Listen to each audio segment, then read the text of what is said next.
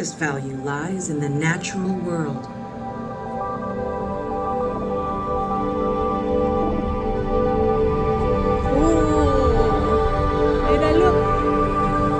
Here, near Devil's Point in the Philippines, we are immersed in one of Earth's most diverse ecosystems. A system that harnesses the power of the sun through a unique collaboration between animals and algae. A system that supports thousands of species by making efficient use of often scarce nutrients. Hidden in these nooks and crannies, we find a multitude of organisms in a complex web of connections.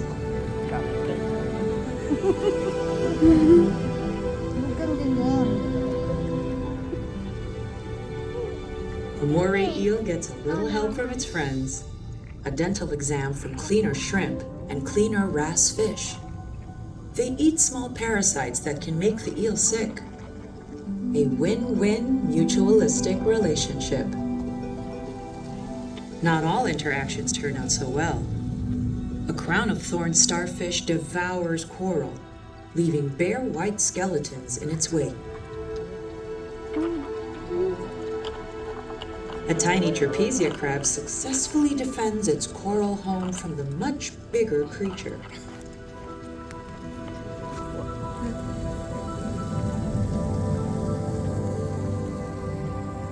And a brightly colored nudibranch dines on sponges growing on the reef. Its colors warn predators to stay away.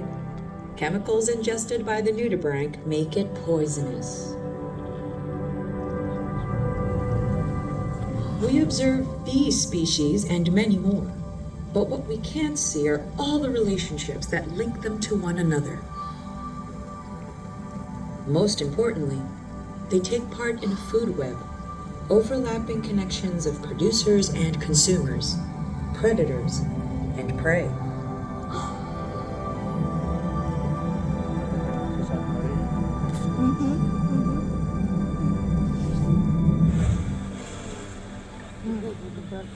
Humans take part in this food web too. And coral reefs support more complex food webs than any other places on the planet. What makes these places special? We'll depart from the Philippines to explore where we find reefs around the globe. Although coral reefs support a quarter of ocean species, they cover far less than 1% of the ocean's area. Coral reefs thrive in the parts of the globe that receive the most sunlight. Earth's equator divides our planet into the northern and southern hemispheres. And a band around the equator, the tropics, receives consistent sunlight throughout the year. Coral reefs line about a third of tropical coastlines. This part of our world takes in the most energy from our star, the sun.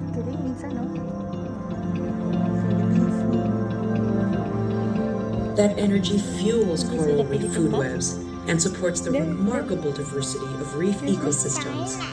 Where is that? Coral reefs are the largest structures built by animals, and they take three basic forms: barrier reefs, fringing reefs, and atolls. Australia's Great Barrier Reef is the largest reef in the world. A barrier reef follows its shoreline, with lagoons separating the reef from the coast.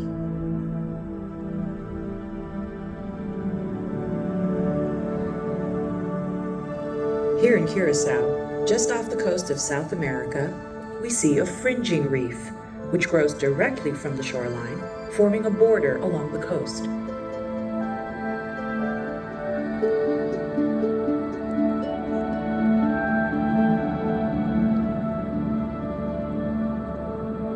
And this is Ant Atoll in the western Pacific Ocean. An atoll forms when a volcanic island sinks beneath sea level, leaving behind a ring of coral.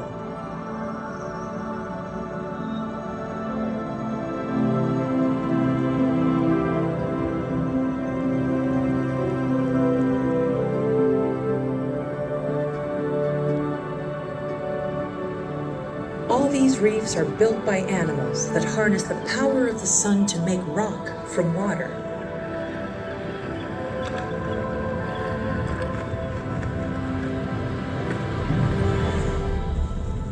This Philippine reef includes many species of living coral. Delicate soft corals are more common, but it's mostly the hard corals that construct reefs. And they've been doing that job for more than 100 million years.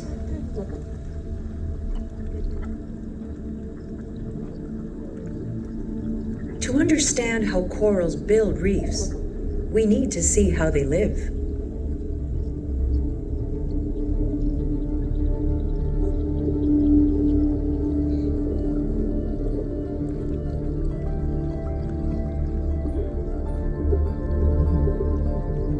Each coral is actually made up of a colony of tiny animals called coral polyps.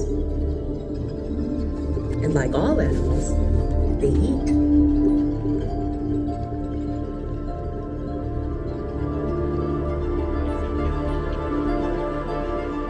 A polyp captures its prey. Similar to the sting of its relative, the jellyfish, the coral harpoons its meal with microscopic hooks released from its tentacle. The polyp then draws the copepod into its mouth to digest. These meals provide an important source of energy, but most of the coral's energy comes from someplace very different. We need to look more closely to find it.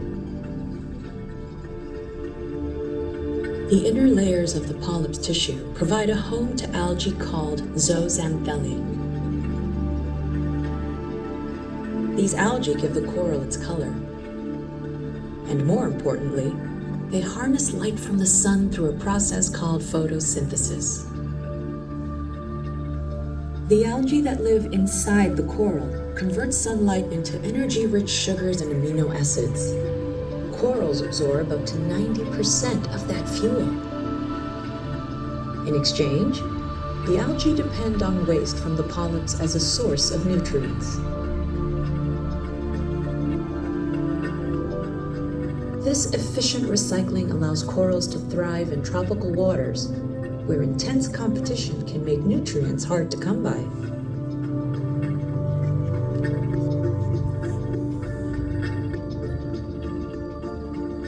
Let's look inside a polyp to see how it helps build a reef. It takes carbon from algae and seawater and turns it into calcium carbonate.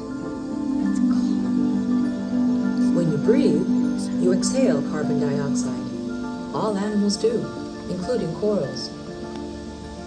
But their carbon combines with calcium from the ocean to create calcium carbonate.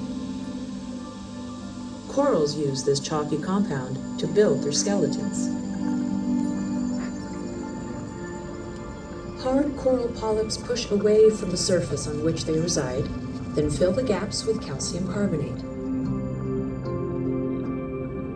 Repeating this process over and over, they help construct entire reefs.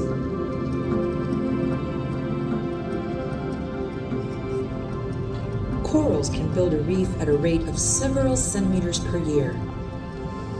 Speeding up time allows us to watch the coral community grow as individuals compete for resources on the reef.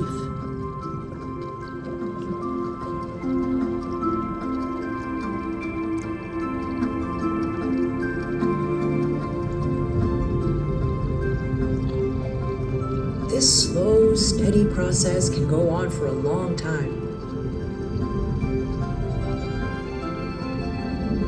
Some reef structures are centuries old.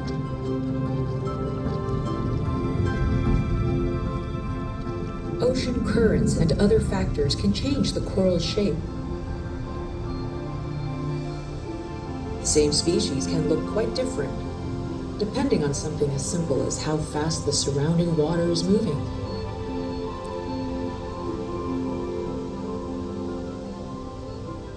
We call this attribute plasticity. Corals' flexible response to their environment helps them adapt to a changing world.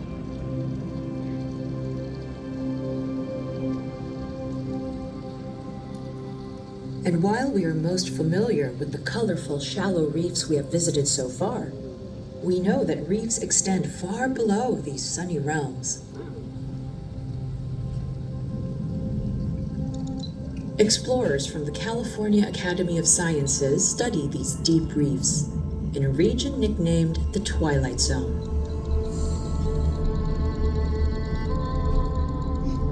Unlike shallow reefs, corals here survive with little light. Without abundant solar energy, corals eat more, dining on tiny animals that take refuge at these depths to escape predators above. The plasticity of corals serves them well in this low-light environment.